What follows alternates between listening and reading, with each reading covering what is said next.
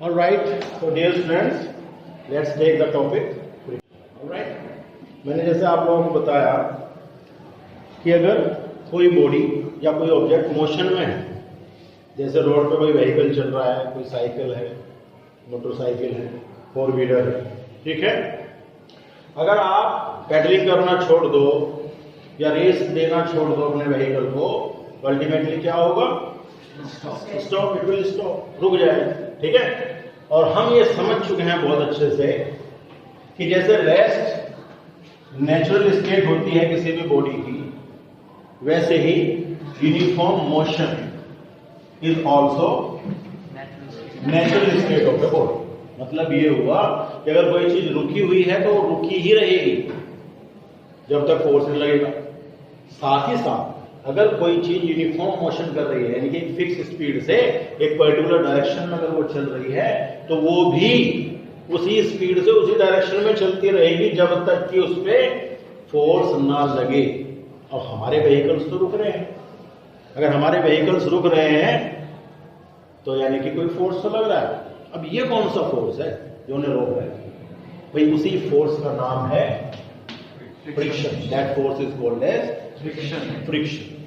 ये जो फोर्स है ये तब काम करता है जब दो सरफेसेस जो आपस में कांटेक्ट में है वो एक दूसरे के साथ रिलेटिव मोशन में है।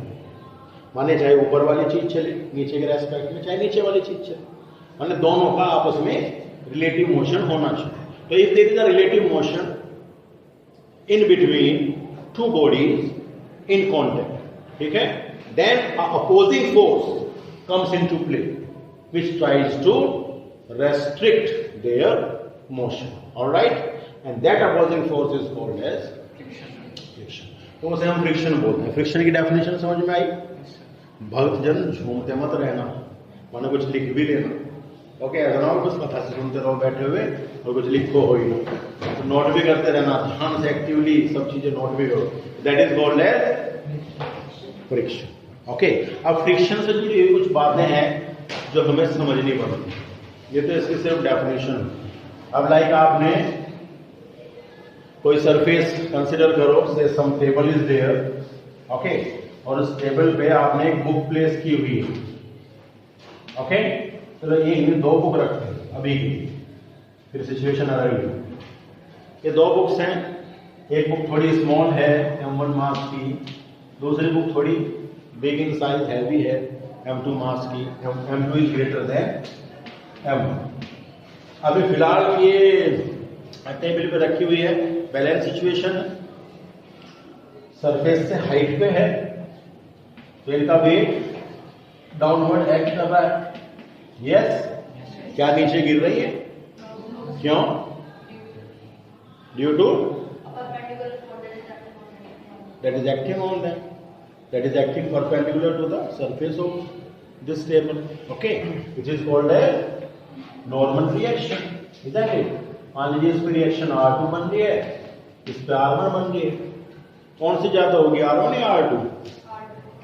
जिसका वेट ज्यादा उसका नॉर्मल रिएक्शन भी ज्यादा, क्योंकि ये दोनों ही मिलकर के तो इसे बैलेंस कर रहे हैं। Net force is zero, so the body is at rest. Otherwise अगर आप इसे हवा में रोक के छोड़ते तो रुकते थोड़ा है ना, गिर जाते नीचे। अगर ये हाइट पे रुकी हुई है इसका मतलब net force is zero. Weight force को किसने बैलेंस किया? नॉर्मल रिएक्शन ने बैलेंस किया। Got it? यहां तक फ्रिक्शन का कोई रोल नहीं। फ्रिक्शन का रोल कब होगा? जब आप इसे चलाने की कोशिश करें, ठीक है। मान लीजिए ये वाला जो मास है आप इसे इधर को खींचते हैं पकड़ के, और ये वाले मास को आप इसे इधर को खींचते हैं पकड़ के, ठीक है। आपने बहुत मामूली सा फोर्स लगाया, क्या ये चल पड़ेगा? यस और नो? आपने इस पे फोर्स लगाया, ये चल पड़ेगा या नहीं? जल्दी बताइए सोच करके।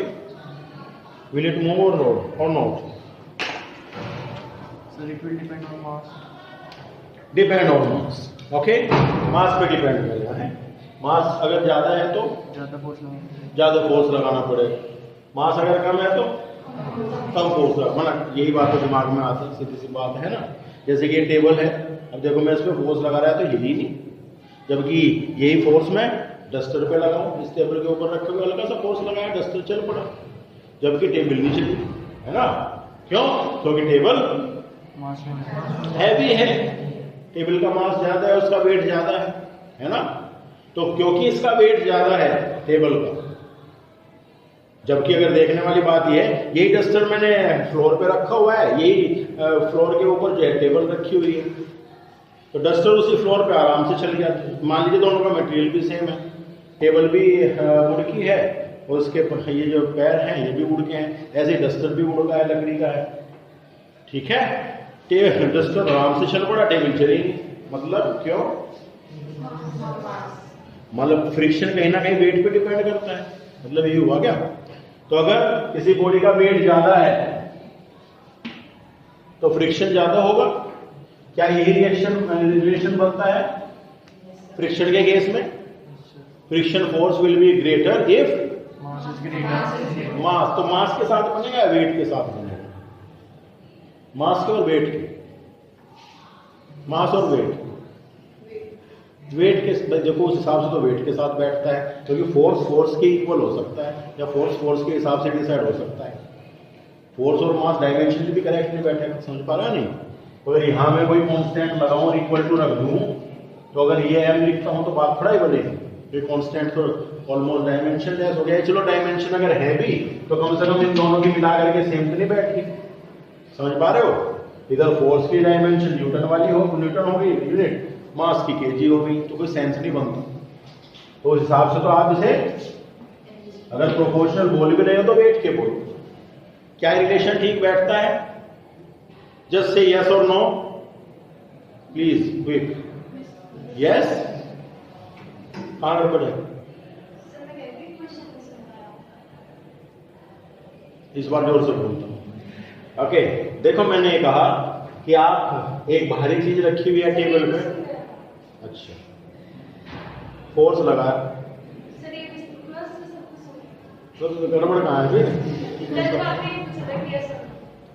हाँ, तो यस और नो मैंने पूछा कि जो फ्रिक्शन है वो वेट पे डिपेंड करेगा नहीं करेगा, यस और नो ये पूछा मैंने। वेट के प्रोपोर्शनल होगा, यानी कि रिलेशन जो लिखा हुआ है ये सही है या नहीं है? यस और नो बता दो। चलो ठीक है, ये गलत है, ये तो पूछना चाह रहा मैं तुम्हें देर से, ताकि मैं बता सकूं कि ये गलत है। एक बार आप बोल दोगे तो फिर मुझे बताना अच्छा लगता है, हमारे बाद में मुझे करेक्ट करना ज्यादा अच्छा लगता है जब आप एक बार बता देते हो। जानते हैं सही रिलेशन क्या है? सही रिलेशन है F directly proportional to R। अब थोड़ा इंटरेस्टिंग लगेगा, ये वेट के प्रोपोर्शनल ना दे करके इसे नॉर्मल रिएक्शन के प्रोपोर्शनल दिया जाता है। क्या बता पाएंगे एनीबडी क्यों दिया जाता है? Why is it proportional to normal reaction instead of wait?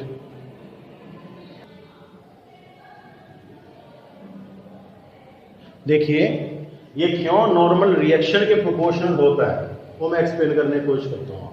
Wait के प्रोपोर्शनल क्यों नहीं कहा, नॉर्मल रिएक्शन के क्यों कहा? मैंने टॉपिक बताया आपको, आपने पढ़ा था apparent weight of a body in a lift और एलिवेटर। अच्छा, वहां पे आपने ध्यान दिया हो जो बॉडी का एपरेंट वेट होता है वेट से डिफरेंट आ जाता है, रिमेंबर? कब? अगर लिफ्ट चल रही है ऊपर को एक्सेलरेटेड मोशन से ऊपर को, तो जो चीज उसमें रखी हुई है वो भारी जान पड़ेगी, it will feel to be heavy, ठीक? अगर लिफ्ट आ रही है नीचे को विद एक्सेलरेटेड मोशन तो हल्की जान पड़ेगी, ओके? और अगर लिफ्ट चल रही है यूनिफॉर्म मोशन से, तो इन दैट केस कोई प्रॉब्लम नहीं, तो जो उसका एक्चुअल वेट है वो उसका एपरेंट वेट होगा। क्या मेरी बात समझ में आ रही है? याद आ रहा है? जैसे अगर इसी बुक को मैं यूं ऊपर को उठा के लेके जाने की कोशिश करूं तो ज्यादा वजन महसूस होता है हाथ को, और अगर ऐसे करूं देखो तो अलग ही हो गई यार। माने अगर आप एक्सीलरेटेड डाउनवर्ड कर दो तो अलग ही हो जाए, फिर तो आप फील ही नहीं करोगे कुछ, लिफ्ट भी फील नहीं करेगी। अगर दोनों फ्री फॉल में कर रहे हो, लाइक आप अपने कंधे पे कोई भारी बैग रख के और कूद जाओ बहुत ऊंची मंजिल से किसी से, तो फिर कंधे का जो वजन है वो महसूस नहीं होगा, फिर तो कुछ वो नीचे दिखाई देगा क्या होना, ठीक है? तो कंधे का वजन बिल्कुल महसूस नहीं होगा आपको, जितना भी आपके शोल्डर पे है वो बिल्कुल पता नहीं लगना उसका। क्यों? क्योंकि दोनों फ्री फॉल में है, आप भी और आपके कंधे पे रखा हुआ वजन। समझ पा रहे हो? उसका वेट तब फील होगा जब आप धरती पे खड़े हो। समझ पा रहे हो मेरी बात को? अब आप देखो, इसे ऊपर ले जाते टाइम अलग करना मुश्किल बैठेगा भाई, और इसे नीचे लाते टाइम देखो हल्का सा हाथ लगाओ, जल्दी अलग हो गया। तो हल्का सा हाथ लगाओगे तो ये एकदम से अलग हो जाएगा। सही है सोचो? तो जबकि इसका वेट तो नहीं बदला भाई, जितना इसका मास है वो तो उतना ही है ना, मास तो चेंज नहीं हुआ ना, लेकिन फ्रिक्शन चेंज हो गया। Isn't it? जब आप इसे नीचे बुलाए अपने हाथ को तो बड़े आराम से अलग हो गया, जबकि कॉन्टैक्ट बना हुआ था। जब इसे ऊपर लेके जा रहे हो तो इसे अलग करना मुश्किल हो रहा है, जैसे मिलसी के विमान बस में जाती है वो बन गया हो। समझ पा रहे हो? तो इसलिए ध्यान रखना बच्चों, जो फ्रिक्शन है वो वेट के हिसाब से डिसाइड नहीं होगा कि ये चीज भारी है, चीज हल्की। अब जैसे आपके कंधे पर आप जो है एक कॉपी बैग में डाल के अब कूद जाओ, जब पूरा बैग अपना जो है दुनिया भर की किताबों से भर के कूद जाओ, दोनों ही केस में उसे अलग करना बहुत ईजी है। भारी अगर वेट भी आपके कंधों पे है ना तो भी इतनी आसानी से अलग हो जाएगा, क्योंकि उसका वो आपके साथ अटैचमेंट बन ही नहीं पा रहा, बस टच तो हो रहा है, लेकिन आप उसका वेट फील नहीं कर रहे होंगे, तो उसे अलग करना वेरी इजी। क्या मेरी बात समझ पा रहे हो? Yes sir. तो जो डिसाइड करेगा, जो डिसाइडिंग फैक्टर होगा वो कौन होगा? Normal reaction. इसके हिसाब से फ्रिक्शन डिसाइड होगा। Got it? और दूसरी चीज जो डिसाइड करेगी फ्रिक्शन को वो है सरफेस इन कॉन्टैक्ट, क्योंकि अलग अलग सरफेस का हिसाब भी तो है। अब आपने एक चीज कांच के ऊपर रख रखी, एक लकड़ी के ऊपर रख रखी, एक लोहे के ऊपर रख रखी, वही चीज। तो सरफेस अगर बदलेगी तो उनका फ्रिक्शन भी तो बदलेगा। समझते हो? तो यहां से ये रिलेशन आपका आगे काम करता है बच्चों। यहां से प्रोपोर्शनलिटी साइन हट के कांस्टेंट आता है म्यू, जिसे हम कहते हैं coefficient of friction. Is that okay?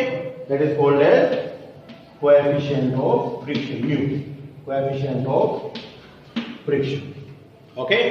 ये बहुत काम का रिलेशन है, इसे आपको ध्यान में रखना है। ऑलराइट? बाकी इससे आगे की चीजें अगले लेक्चर में बताता हूं।